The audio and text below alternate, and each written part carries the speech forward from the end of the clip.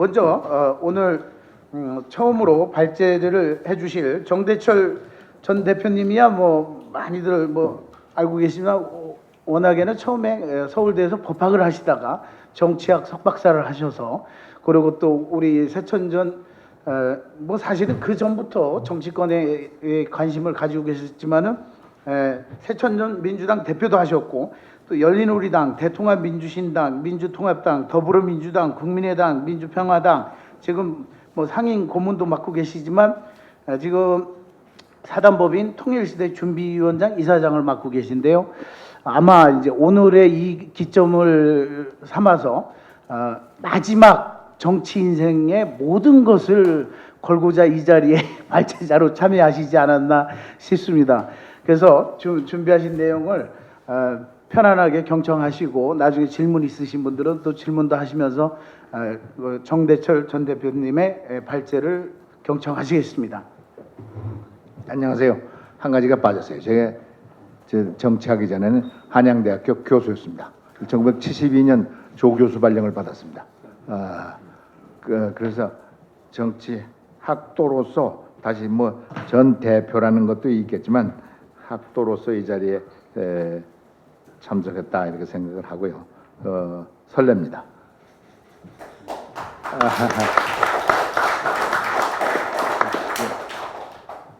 원조 받던 나라에서 원조 주는 나라로 바뀌었습니다. GDP가 세계에서 11번째 나라로 변했습니다. 해방 후 식민지로부터 독립된 85개 국가 중에서 민주화와 산업화를 공히 같이 성공한 나라가 유일하게 대한민국 하나입니다.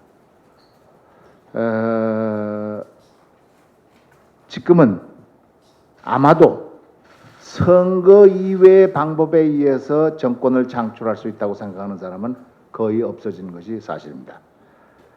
그러나 한편에서 국민들은 아직도 그 의식과 인식에 있어서 정치가 좀 잘 돼야 될 텐데 정치가 제일 꼬바리로 따라오는 것 같다라는 그러한 생각을 갖고 있고 또 그런 측면도 있는 것도 사실입니다. 그러나 1987년 이후 정권이 7번 바뀌었습니다. 정당 간의 정권 교체가 3번 이루어졌습니다. 김대중, 이명박, 문재인, 존칭생야로 정당 간에 바뀌는 어려운 과정을 쉽게 다 집어넘겼습니다. 오늘은 좀 집약해서 민주정치가 과연 대표성, 책임성, 효율성을 갖고 있고 좀 더 갖도록 노력해야 되지 않는 것인가. 이것이 정부나 정치 조직이나 정치 과정에 있어서 더욱더 갖도록 그 중에서도 특별히 정치 조직 중에서 정당이 대표성, 책임성, 효율성을 갖도록 하기 위해서 어떻게 노력해야 되고 지금 어떻게 평가받고 있는가 이거에 대한 것입니다. 정치 이론을 정당 이론을 여러 가지 분석 방법 샤스나이서부터 쭉 나왔습니다만은 즉 저는 이번에 분석적 접근 방법을 정당 다원주의, 파티 플루럴리즘, 정당 이론주의, 파티 모노폴리즘, 그다음에 제한적 정당 다원주의, 그러니까 리미티드 파티 플루럴리즘으로 크게 접근해 보려고 합니다. 정당 다원주의가 시장주의에 의해서 서로 경쟁을 하는 민주적인 제도라는 것은 길게 설명을 드릴 필요도 없습니다. 정당 이론주의 파트 모노폴리즘, 지금 아마 거의 공산국가를 표방하는 중국, 북한, 월남, 큐바 4개국가가 아직 공산당 하나밖에 인정을 하지 않는 그런 것에 있어 단일 정당 이외의 반대나 반대 의견을 허용치 않고 정당이 국민적 요구를 대변하는 것보다는 국가의 엘리트들을 대변하는 그리고 국민의 참여와 여렴 수렴 창구로서 정당이 이용되기보다는 통제와 동원 수단으로서 정당이 이용되는 것을 주로 파티 모노폴리즘이라고 합니다. 제한적 정당 다원주의는 이건 제한돼서 형식은 정당, 선거, 국회 등의 다원주의적 제도를 유지하나 선거, 국회 그 다원 정당 이런 것은 그대로 있으나 자율성 활동이 억제되고 여러 가지 수단과 방법을 동원해서 하는 주로 권위주의 정권에서 이루어지는 것입니다. 우리나라는 해방 이후에 군정은 정당 다원주의를 시작했습니다. 그래서 이승만 정권과 장면 정권은 정당 다원주의를 채택했습니다마는 한계점에 도달했던, 그러나 그 후에 박정희, 전두환 쿠데타로 정권 잡은 사람들은 제한적 정당 다원주의로, 그리고 1987년 이후에 정당 다원주의의 원형의 모습으로 돌아왔으나 아직도 딱딱해지지 않는 소위 유동적 정당 다원주의를 하고 있다라고 평가받을 수 있습니다. 그렇다면 민주화 이후의 정당을 평가하기 위해서 5가지 베리어블을 대입했습니다. 소위 경쟁성 (competitiveness), 대표성 (representativeness), 그다음에 안정성 (stability), 그다음에 accountability, 책임성, 마지막으로 governability, 통치 능력입니다. 이 통치 능력과 안정성은 아까 제가 모두에 말씀드린 정당의 효율성하고 연결될 것이고, 경쟁성은 아마 이론주의, 다원주의적을 나누는 표준도 될 뿐만 아니라 대표성의 하나라고 얘기도 할 수 있다라고 얘기할 수 있습니다. 경쟁성은 민주화 이후에 정당이 어떻게 되느냐? 정당 간의 경쟁은 상당히 이루어져서 세 번간의 평화적인 정권 교체가 이루어지나 당내 경쟁은 굉장히 제한적으로 비민주적으로 아직도 제대로 되지 않고 있다라고 보여집니다.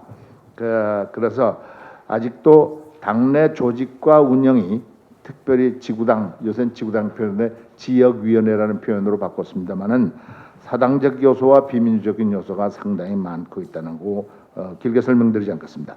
대표성의 문제는 제대로 다원화되는 국민들의 의견을 제대로 대표할 수 있는가? 지방자치의 도입으로 상당히 활성화된 것만은 사실이나 지역 정당이 정당의 주도권을 좌지우지하는 판에 다양한 이해관계를 대변하는 것이 국회나 정당에서 제대로 이루어지지 못하고 있고, 지방자치가 행정중심 지방자치 또는 중앙정치의 연장선상에 불과해서 정당 정치의 역할을 활성화시키는데 제대로 기능을 발휘하지 못했다는 것이 평가되고 있습니다. 뿐만 아니라 현행 정당들이 새로운 정치 세력의 정치 진입을 막는 소위 카르텔 정당, 그러니까 큰 정당들이 새로운 진력 세력들이 좀 나오는 것을 서로 막고 있는 그런 카르텔적 성격을 띠고 있다, 이렇게 얘기할 수 있습니다. 안정성은 민주화 이후 정당이 그대로 안정이 되느냐? 이게 이합 집산이 많고, 특별히 집권당이 집권 다 끝나면 분열, 이합 집산, 소멸 이런 것이 돼서 단지 분절화라고 그럴까, 프래그멘테이션이 없어서 다행이나 여하간 안정성은 정당이 제대로 스테이블하게 가느냐, 이거에 대해서는 굉장히 회의적이다라는 말씀을 드리고, 책임성이 이합 집산이 이렇게 많고 사당화 현상이 있고 정당 운영의 특별히 말단 조직의 비민주성으로 인해서 책임질 수 있는 그런 정당이 없어지고 분열돼서 굉장히 책임지는데 약하고 빈곤하다. 마지막으로 통치 능력 이게 어떠냐? 이것은 대단히 소홀하다. 권력 투쟁과 선거로 통해서 선거 승리를 하는 방면에는 열심이지만 과연 통치하기 위해서 미리 준비하고 능력을 제대로 발휘하는 데에는 그렇게 성공하지 못하고 있다라고 보여집니다. 그래서 바로 이런 5가지 점에 대한 평가와 비판으로부터 새로운 정당의 모습은 어때야 되는가 자명하게 드러납니다.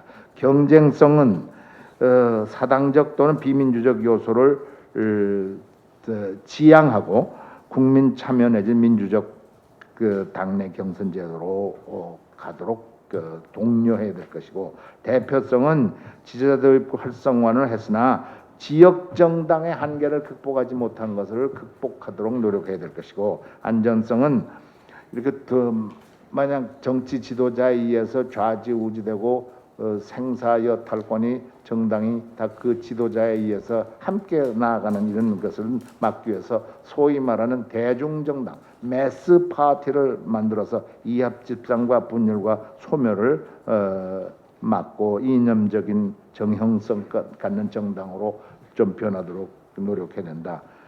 책임성도 빈곤한데 아까 이합집산 사당화 비민주적 운영 등을 다 지향하면 저절로 될 거고, 통치 능력도 늘려야 한다, 이렇게 얘기를 할 수 있겠습니다. 여하간 민주화 이후의 정치 발전적 요소가 3차례의 정권 교체, 정당 간 정권 교체와 7차례의 정권 교체에 성공한 것은 대단히 평가해 볼 만하다. 그래서 그리고 또한 지구당을 폐지하고 지구이역위원회를 만들었는데, 정신은 좋으나 지역위원회가 사실상 지구당 역할을 해서 큰 변화가 없어 보이고요.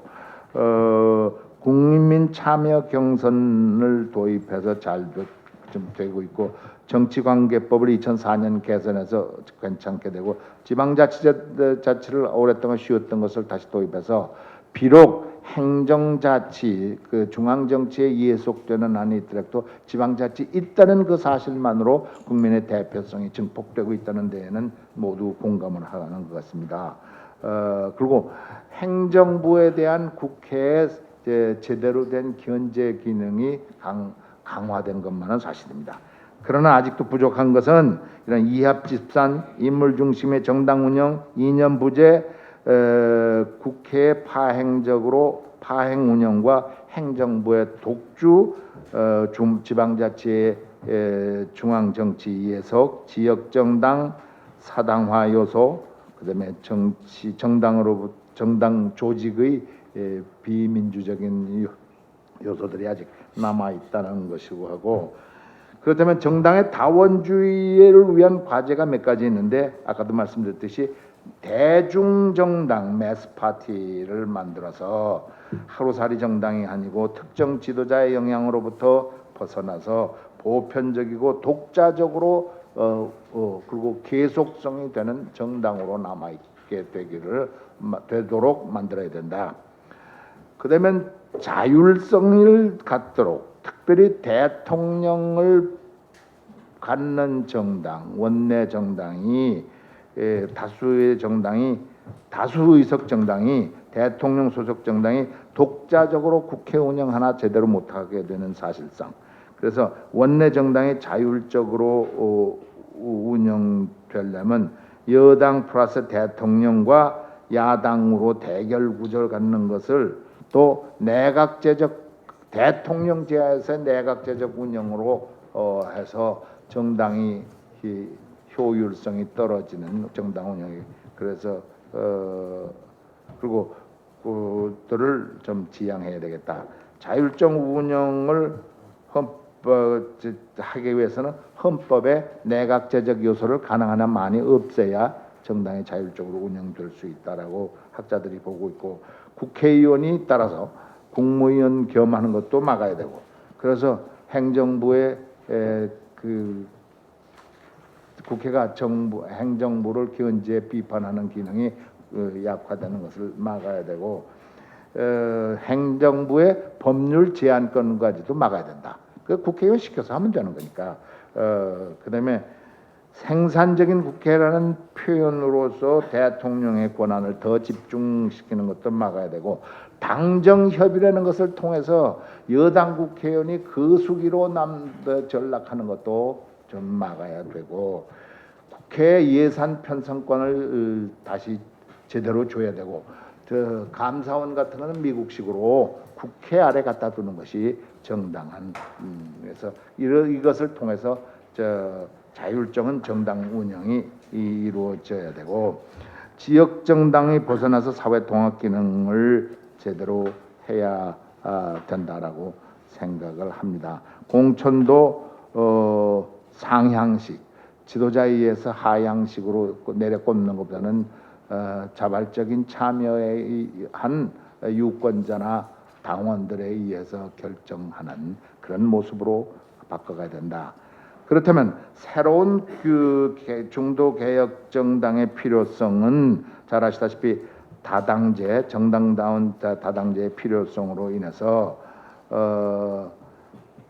다원에 된 사회를 제대로 대표하고, 대통령제에 있어서의 승자 독식 구조의 선거법과 그러한 과정이 연결돼서 하여간 선거 끝나면, 대통령 선거 끝나면 그날부터 아주 파나틱하다 그럴까, 아주 지극히 생사를 거는 정치 대결 구조로 이어지는 것도 건강해 보이지 않고, 근데 이것을 다당제로 풀어야 할 것이다. 긴 설명드리지 않겠습니다. 선거제 개혁을 통해서 승자 독식 구조도 좀 풀어야 되고요.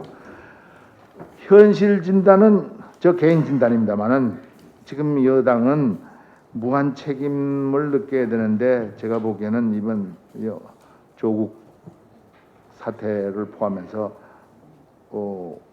좀 오만해배고 독선적이고 무책임한 당리당략이 앞장 세워져서 굉장히 걱정스럽다. 자유한국당도 대안 없는 비판으로 많이 기울어져 있고, 체질화된 막말 정치, 철진한 색깔론, 이념 편향적인 정치로 인해서 양당제에 실망한 국민들이 굉장히 많아서 새로운 정치 세력과 수권 대한 야당의 출연을 국민들이 요청하고 있다, 이렇게 보여지고, 자발적인 유권자 참여 정치가 이루어져야도록 유도해야 될 것이다. 지금까지는 인물 중심 중앙 집권적인 하향식이었습니다만은 자발적인 유권자를 유도해서 끌어내고 적극 참여해서 상향식 정당으로 만들어가야 되고, 개방형 경선 제도로 끌어가야 되고, 경선 이외에 정당 정치 참여하도록 또 이것도 국민들이 직접 참여하도록 만들어야 되고, 또 이것보다도 더 중요한 두 가지 요소는 국민이 직접 참여하는 직접 참여 제도 내지는 가능성을 더 증폭시켜야 되고, 이것과 함께 오프라인뿐만 아니라 온라인 정당의 중요성을 지극히, 여기서 오늘 그거 길게 설명드리지 않겠습니다만은 트위터라든가 페이스북이라든가 카카오라든가 텔레그램이라든가 유튜브를 활용해서 온라인 정당으로 모든 것을 다 해결할 수 있고, 직접 민주정치의 가능성을 더 넓혀갈 수 있다라고 이렇게 생각됩니다. 국회 내 정당 운영 방식도 자율성을 확대되고 협력 정치로 해야 되는데, 지금 원외 정당과 중앙당이 크게 남아서 거기서 대표가 다 뽑혀서 원내 정당의 자율성이 거의 없어지고 있는 데서 원내 정당과 원내 정당의 인적 물적 자원을 분리하고 잘 효율적으로 배분해야 이게 돼야 될 것과, 대통령이 속한 집권당에서 국회의원들이 사실 독립돼야 됩니다.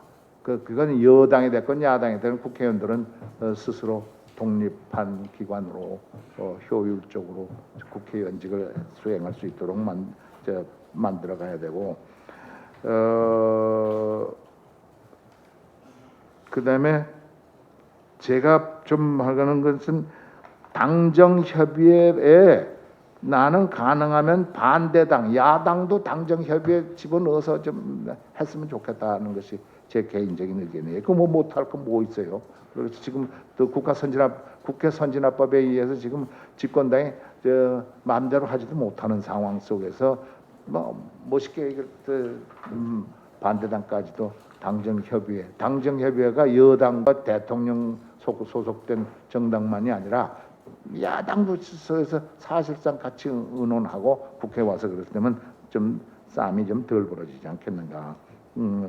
기초조직을 민주적으로 운영할 필요가 있는데 지금 뭐 말은 지구당이 없어지고 지역위원회라고 그랬습니다만은 지역위원회 운영도 사실상 사당화되어 있습니다. 그 국회의원이나 지구당 위원장이 돈 다 내서 자기 마음대로 하기 때문에 이걸 복수로 좀 운영했으면 좋겠다. 복수 운영 제도로 했고 지구당 위원장, 지역 위원장은 선거 끝나고 나서는 선거가 가까우면 더욱더 관여 못하게 해야 되고요. 그래서 지역위원회가 사당화하는 것을 막아야 된다. 정책 정당으로 또 돼야 되겠고 구체적으로 오늘 좀 박상병 박사께서 다 얘기를 했습니다. 새로운 신당은 저는 개인적으로 생각 두 가지 해야 되는데 아까 이게 통합을 해서 세 세력이 다 뭉치되 실명을 거명하면 손학규 대표, 박지원 대표, 정동영 대표쯤은 이번에 새로운 사람들을 앞장을 세워서 그분들은 그저 국회의원이나 하나 하는 것으로 남고 새로운 세력들이 앞장서서 정당을 끌어가는 모습, 아 이랬구나, 그 밥에 그 나물이 아니구나, 이것을 보여주는 것이 굉장히 효율적이다. 그래서 새로운 인물과 세력이 앞서서 국민적 지지를 증폭시킬 수 있도록 만들어야 되고 새로운 중도 개혁 정당, 우리 박상병 박사가 이제 말씀드리겠습니다만 그런 모토를 걸고 이념적 균형적을 가질 때 나는 성공할 수 있고 정변에 국민의당이 그의 시초로 모임과 국민적 지지를 보여줬던 가능성을 우리한테 심어줬기 때문에 이번에도 이렇게 잘만 하면 지금 아까 제가 현실 판단해서 여당과 야당이 국민적 지지를 못 받고 있는데 새로운 정당이 또 새로 탄생해서 또 정당을 만드느냐 이런 비판도 있겠지만 제대로 된 정당을 좀 만들면 국민적 지지를 받아낼 수 있는 진정한 정당의 모습을 갖출 수 있다라고 생각하면서 제 말씀을 그치고자 합니다. 감사합니다.